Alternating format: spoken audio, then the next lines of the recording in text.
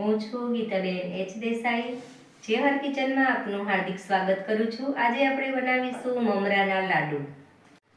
જો આપણે 250 ગ્રામ જેટલા મમરા લીધા છે, 400 450 જેટલો ગોળ લીધો છે। ગોળ આપણે વધારે લીધો છે કારણ કે મમરાથી ડબલ ગોળ જોઈએ છે। 2 ચમચી આપણે ઘી લીધું છે અને આ લીધું છે ચોખ્ખું પાણી।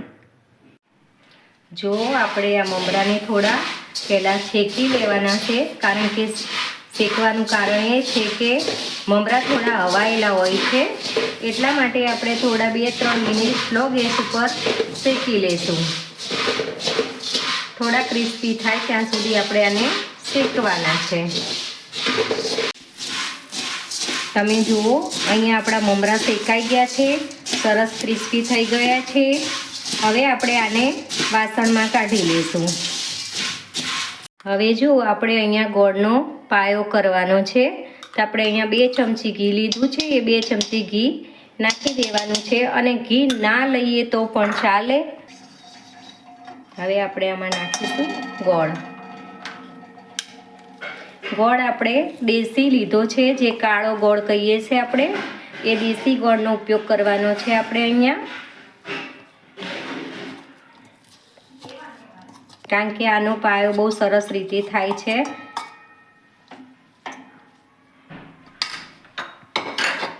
જો આપણે અહીંયા ગોળનો પાયો કરીએ છીએ, કેવી રીતે કરવાનો છે એ તમે જોઈ લો।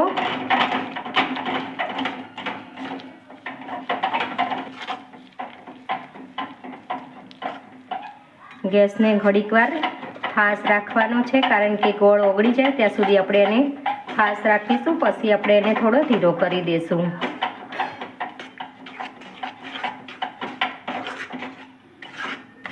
જો આપણો ગોળ ઓગળી ગયો છે બધો। હવે આને કઢાઈની અંદર ચોંટી ના જાય એનું ખાસ ધ્યાન રાખવાનું છે। જો તમે જોઈ શકો છો ગોળનો પાયો આપણે કેવી રીતે થયો છે, આવી રીતે ઉભરો આવે એવું થાય એટલે આપણે આનો કલર બદલાઈ જતો હોય છે ત્યાં સુધી આપણે આને રાખવાનું છે। થોડો બ્રાઉન કલર થવા આવે એટલે આપણો પાયો રેડી થઈ ગયો, કારણ કે આ ગોળમાં એવું છે કે વધારે લાલ હોય છે એટલે આપણે પાયામાં જલ્દી ખબર પડતી નથી, પણ આપણે આવી રીતે જોઈ લેવાનું, આ રીતે ઉપર આવશે અને પછી થોડો બ્રાઉન કલર થાય એટલે આપણે ગોળને મમરાની અંદર મિક્સ કરવાનો છે। તમે હવે આપણે ગોળનો પાયો કમ્પ્લીટ થઈ ગયો છે। હવે આપણે આને મમરામાં નાખીશું। જો આવી રીતે મોટા વાસણની અંદર આપણે મમરાની અંદર ભેળવી દેવાનું છે। જો આવી રીતે ગરમ ને ગરમ આપણે આને ભેળવી દેવાનું છે। જો હવે આપણે પાણીવાળો આવી રીતે હાથ કરી લેવાનો છે અને પછી આપણે ફટાફટ લાડુ વાળી દેવાના છે, કારણ કે જો લાડુ વાળતી વખતે આ ગોળનો પાયો ઠંડો થઈ જશે તો આવી રીતે લાડુ નહીં વળે, અને આવી રીતે આપણે બધા જ લાડુને વાળી લેવાના છે।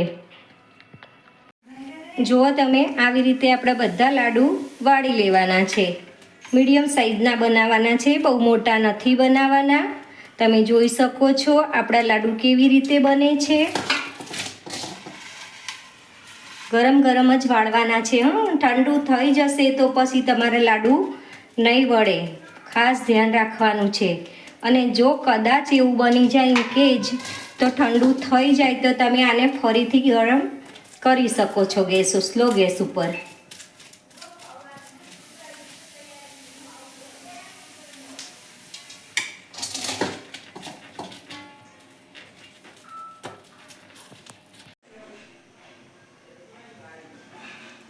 જુઓ તમે જોઈ શકો છો આપણા મમરાના લાડુ કેવા તૈયાર થઈ ગયા છે, મસ્ત રીતે લાડુ વળી ગયા છે।